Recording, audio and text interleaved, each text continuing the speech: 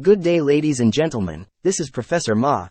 Professor Ma was hunting zombies at the Ministry of Education when I made a shocking discovery. The Ministry of Education had created and was in control of the largest infernal device in Singapore, the Darkportal. Professor Ma will now share with you the background of the Darkportal. The Darkportal is used to circumvent the main magical barrier that defends the legendary Tower of Meritocracy. This barrier is known the Primary School Leaving Examination or PSLE. For short, it is a national examination in Singapore that is administered by the Ministry of Education and taken by all students near the end of their 6th year in primary school before they move on to secondary school.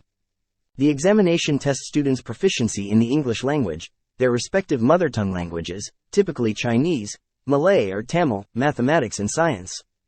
Before the creation of the Darkportal, the PSLE was able to partially negate the advantages held by children of the rich and powerful.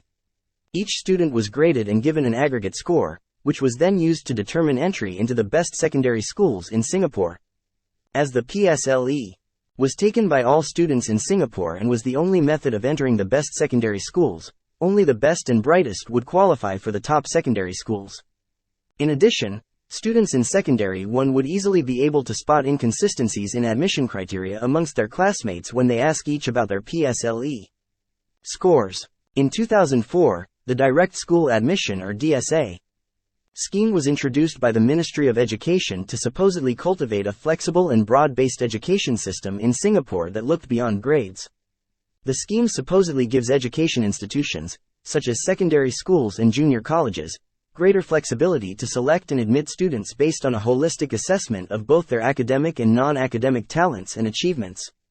In reality, the DSA is the Darkportal stealth admission scheme, which the rich and powerful can use to send their children into the top schools by simply bypassing most of the PSLE barrier. The DSA scheme allows students to secure early placements in their desired secondary schools based on their talents and achievements before taking the PSLE. Many of the talent areas can easily be acquired by spending money. For example, let us examine DSA for a sport like tennis. In 2022, 77% of Singaporeans lived in HDB flats. How many HDB dwellers can easily access a tennis court? For rich people, booking a tennis court is no problem, be it the tennis courts in their condominium estate or the tennis courts in their country club. Also, tennis lessons are costly, and therefore only the economically well-off can reasonably afford to pursue DSA. For a sport like tennis, there are even enrichment centers that offer consultancy services to rich parents to provide advice and services with regards to DSA. When a rich person's child is given a confirmed offer for a secondary school via DSA, all the child needs to do is to achieve a score that qualifies them for a posting group offered by the school. For most secondary schools, that would mean simply passing the PSLE would be enough for a DSA confirmed offer case to enter the school, while non-DSA cases have to be amongst the top 10% of academic scorers. For 2022, 10% of the secondary cohort secured their places through DSA. Professor Ma suspects that this 10% corresponds to the top 10% richest parents in Singapore. In subsequent videos, Professor Ma will hunt for zombies in other government organizations. In the meantime, please help by liking and by subscribing.